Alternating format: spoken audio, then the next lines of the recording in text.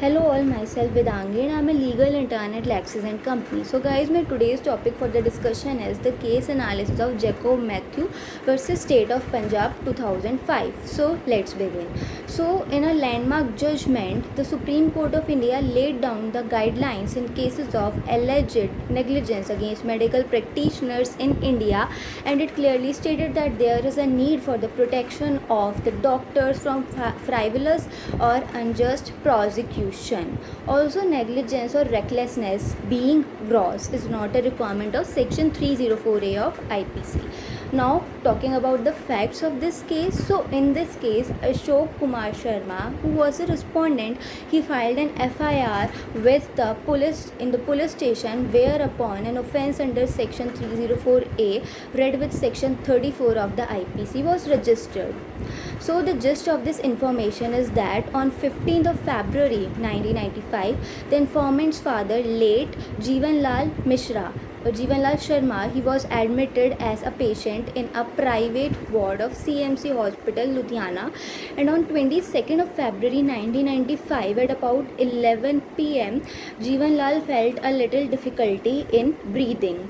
The complainant's elder brother Vijay Sharma, who was present in the room, he contacted the duty nurse, who in the turn called the doctor to attend the patient. No doctor turned up for about 20 to 25 minutes, and then Dr. Jacob Matthew and Dr. Ellen Joseph, who were the appellants in this case, they came to the room, and they found that an oxygen cylinder was brought and connected to the mouth of the patient, but the breathing problem still increased. The oxygen cylinder was found to be empty, and there was no other oxygen cylinder that was available in the room. Vijay Sharma went to the adjoining room and he brought a gas cylinder therefrom. However, there was no arrangement to make the gas cylinder functional, and because of that, around 5 to 7 minutes got wasted. By that time, another doctor came who declared that the patient was died.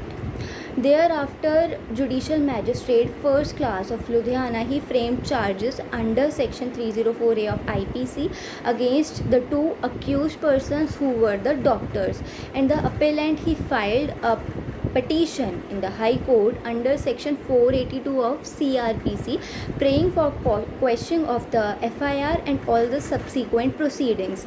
The learned single judge who heard the petition, he formed an opinion that a case for questioning the charge was not made out, and feeling aggrieved by the orders of the High Court, so the appellant approached the Supreme Court through a special leave petition.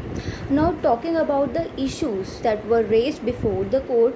So first issue was that is there a difference in civil and criminal law on the concept of negligence, and the second issue was whether a different standard is applicable for recording a finding of negligence when a professional, in particular a doctor, is to be held guilty of negligence. So there were certain arguments that were raised by the petitioner in this case. So he argued that no professional doctor would ever try to hurt their patient, as it is their responsibility to cure the patient as their reputation is on stake.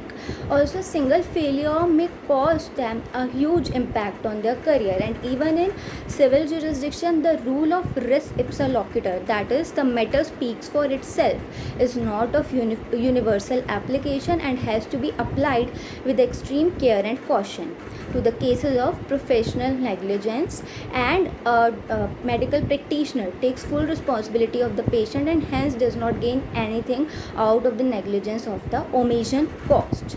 Now, talking about the judgment of this case, so the court in this particular case made a general observation that with the awareness in the society and the people in general gathering consciousness about their right actions for damages and torts are on increase, and not only the civil suits are filed, but the availability of a forum for grievance redressal under the Consumer Protection Act 1986, having the jurisdiction to hear the complaints against professionals for the deficiency in the service, has been expressed and defined under the Consumer Protection Act, has given a rise to a large number of complaints against the professionals, in particular against the doctors, being filed by the people who feel aggrieved and the criminal complaints are being filed against the doctors alleging commission of offences punishable under section 304A or section 360, 336, 337 and 338 of the IPC,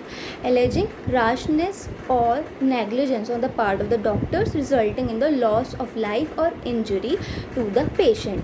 Also, the negligence is the breach of the duty that is caused by the omission to do something which a reasonable man who is guided by those considerations which ordinarily regulate the conduct of a human affair would do, or doing something which a prudent man would not do. Also, negligence in the context of a medical professional necessarily calls for treatment with a difference, and a professional may be held liable for negligence on one of the two findings: either he was not possessed of the requisite skill which he professed to have possessed, or he did not exercise that with reasonable care and caution.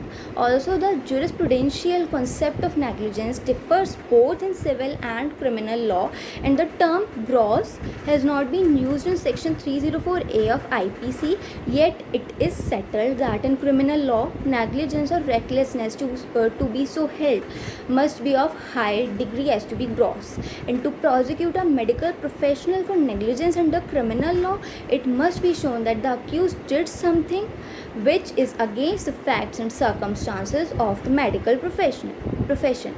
Also, the principle of res ipsa loquitur is only a rule of evidence in the domain of the civil law, especially in the cases of tort.